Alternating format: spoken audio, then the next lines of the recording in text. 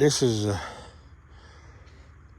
planter setup that I worked on. It was a old Hills Brothers cultivator frame that I've had. Used to use it as a chisel plow more than anything. Really never cultivated with it. And these two 295 planters that I had, that double row planter. Excuse me. Still got to do a little bit of touch-up paint on the wheels, hubs back there. I've greased everything. Got the hoppers over in the shed. But I cleaned that cultivator frame up, painted it, mounted these row units on it. Got them cultivated. Got them painted and cleaned up. And I'm gonna plant on 42-inch rows with this. That way I can plant 2 rows, and I can still come back and I can side dress and cultivate with the offsets, the 1-row tractors. So when I turn around to come back and make my pass after I make the first pass to keep my road markers, instead of putting a traditional road marker on it or putting a chain on the front of the tractor, I came up with this chain deal here. It just slides in and out, and you can adjust it however far you want it when you get to the field. See, I'm planting 42 inches, so I can adjust them at 42 inches, measure it out when I get to the field. I just put a hoop or a ring on the end of the chain so it'll drag. So, and then whenever you're transporting, you can just slide them in, hook the chain up there, and then the bolts are over there. I'm gonna go get them in a minute, but you can put the bolt, it's just a tapped and threaded, and thread a 7/16 bolt in there. And I got a jam nut on it, tighten it down, lock it up, and it'll stay in place when you set it out for your 42-inch road marks or whatever. But these row units are easy enough to adjust. 4 screws, you can slide them over in and out however. Same thing with everything. But it was just a quick thought setup on this thing. I had all of the stuff to do it, and I just like I said, I wasn't using the cultivator frame anymore, so to cultivate with, so I just set it up. I figured I'd set it up for this. Like I said, I got the hoppers over there cleaned up. I got I cleaned the fiberglass covers up. I got the new international decals coming for those, which is all it just said was just international, and then down on the bottom side it had a little decal that said 295 on that red frame down in there. I've got the parts manual. See, these planters, both of them have got the spare sprockets on them, so I got all the sprockets for the adjustments. Actually, all 4 of the row units have got them. I'm gonna look at the manual in a little bit, and I'll show you a couple pictures, maybe bring you back. But I'll show a couple pictures of the manual setup for the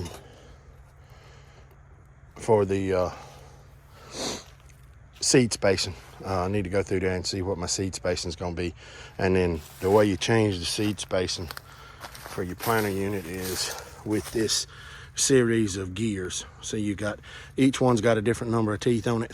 So I think it's a 22 that I need on the front and an 11 on the bottom. I looked at it a while back, I can't remember.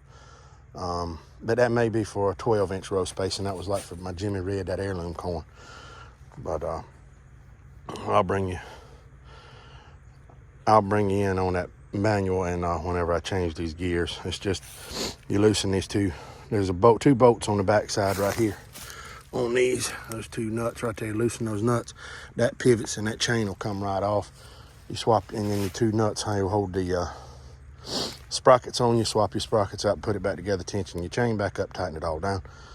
Done deal. Set your row spacing.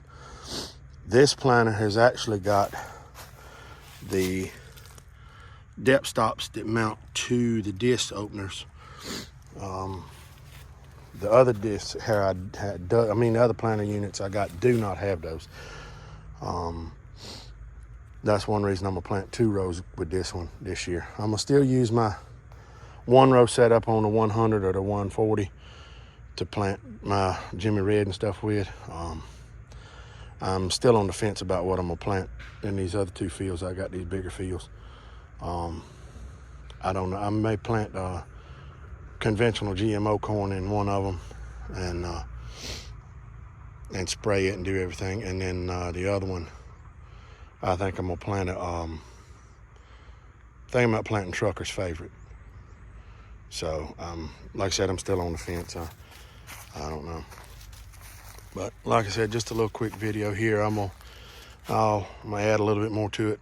I'm gonna get the like I said, I'll bring you back after I get the hoppers on it and get the chain covers and all that on it and get everything done. And like I said, I'll show you how to set it up. So y'all stay tuned. All right, everybody, we're back on this planter. I got the hoppers with new decals on them, went through them, greased them up. Really didn't do much to the hoppers. They were in good shape. I put a coat of paint on the outside of this toolbar frame, fixed up the fiberglass covers, put a coat of paint on them. I really didn't do a restoration paint job on this. I had a little overspray on the red on my rim, on my tires, but basically it was just I knocked all the rust off of it, cleaned it up good, put a coat of paint on it just to keep it from rusting anymore. So I'm gonna use this thing. It's not a showpiece. As soon as the weather warms up and it's time to plant corn, we're gonna put corn in the ground with it. So, but I'm gonna put these covers back on, and I figured I'd do a little video here on this, on these gears, on how this gear setup is. So you got your gear drive here. You got different sprockets for, this is where you store them. You got different teeth, a different count of teeth on each one. It's got a different tooth. So I got the manual in the house. As soon as I put this back together, I'll go in the house and I'll get the manual and I'll show you the plate chart. I may have a picture on my phone. I'll put a picture of the speed chart where it tells you what number sprocket you need here or here for what speed or whatever seed spacing you want. It's a pretty simple setup. It's got just a nut right back here. You loosen the nut here and loosen the nut right here on this, and these actually pivot and tension and loosen and tighten the chain, and that gives you chain tension. So you can you just, like, you change your sprocket out, take the bolt out here, and you can change the sprocket, and that changes your ground speed. Like I said, it's a pretty simple setup, pretty easy. You just got to know what you want. You want your row spacing to be, what your planting speed is. There's 4 or 5 different things you got to know, but it's simple information. Like I said, I'll show that. I'll show a picture of it, and then I'll go through what I'm gonna set it up to plant with. As a matter of fact, I think it's already set where I want it to be. So if I have to change it, I'll come back out and change it. But I'm gonna put these covers on real quick and put the hoppers on, and I'll get a little video of me sticking the cover on. There ain't nothing to it, 2 bolts. So, but I'll bring you back in just a minute. Okay, you may be able to see that all right. I don't know, but it's just 2 bolts that hold this cover on.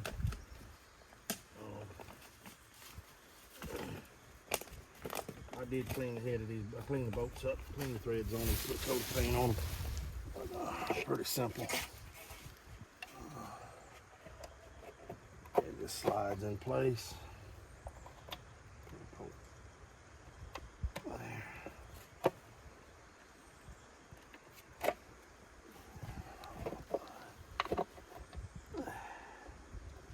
My head may be in the way. I'm sorry if it is. I don't know. Just 9/16 inch bolt heads.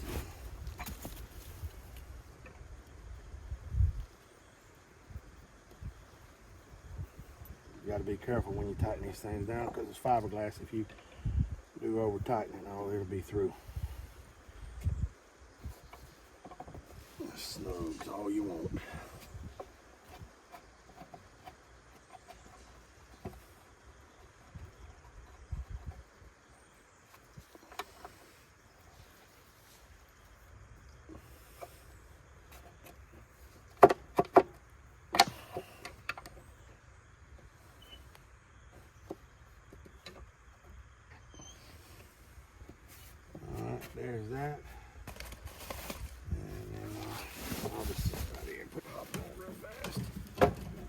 pretty sure everybody's seen the hopper go on.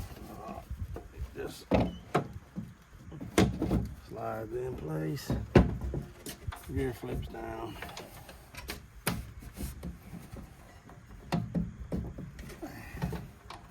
Voila. And it's ready to go. So I'll put the other one back together and I'll bring you back. All right, there it is. Put back together. Like I said, it's set up on 48-inch rows. I mean, not 48, 42s. I was gonna set 48, but it's on 42-inch rows. I got my adjustable markers out there, my chain markers. Now y'all don't crucify me too much for that international decal. That's it's not supposed to have the IH emblem on there. It's supposed to say international. I just had those decals and the international decals. I thought it looked cool. So like I said, it's a functional one. It's not a parade or a showpiece. It's just for me to plant corn with this year. So, but like I said, it's hopefully it works out pretty good. Like I said, I'm gonna go over the spacing chart and the for the gears.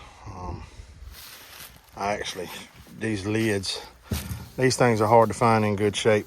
I had to put these back together, but they actually fit good and tight. But you see where I kind of pieced it back together. But hoppers.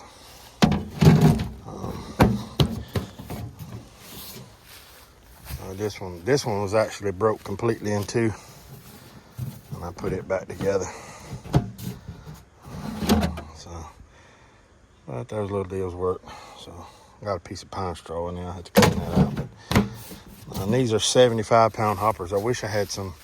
They made 25-pound hoppers for them. I wish I had a set of those, but these 75-pound hoppers would be all right. So, and that's basically the same exact planter unit that I run on my 1-point with my 140, 100, whatever. So I've got 4 of these units. So if I ever wanted to go to 4-row, I could go to 4-row. If I want to go back to 1-row, or plant 3 rows, however I wanted to do it.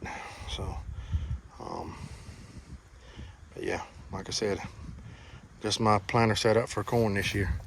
So, and I'll get you a little bit more video, some footage on that setup on the sprockets. So. Okay, this is the operator's manual for the 295 row units. It goes in, this is just a generic chart with your row spacing, your sprocket sizes. But you got 2 different charts. You got one for a 4x16 and a 7x16. So you need to know what press wheel you've got. So you can come back here. I should have marked it, but I didn't. All right, and here's your 4-inch wide at the top. You got 3 different options for a 4-inch wide press wheel, and then your 3 different options, I'm sorry, and then 4 options for the 6-inch or 7-inch press wheel. So I've actually got this press wheel on those out there, which is the smooth crowned, and then I got a crown traction on the other 2.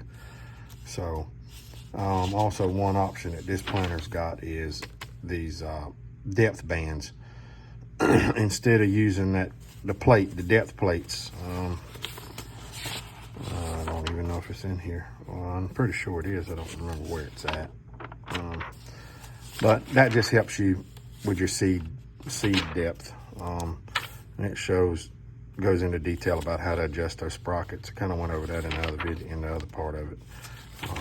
So it's just different charts for different seed spacings, different seeds. Just all kind of different setups. So we're gonna go back over here. This is the generic chart. So you go by your axle sprocket, which is on the press wheel, the sprocket on the press wheel. You got a 20, 22, 20, 18, tells you different things. This is your speed, your feed sprocket, which is on the drive that runs the planter itself. And then this is the inches of planter travel per revolution of the seed plate. So that is, these two gears right here will tell you how far that wheel is going to travel with this certain speed. So whatever you want to plant speed, you got to have your speed, whatever your speed it'll give you a your speed, whatever you want to plant at. So basically you want to go right here, say what seed cell you got on cell plate you got. So you got a 16, 24, 29, 40, and 82.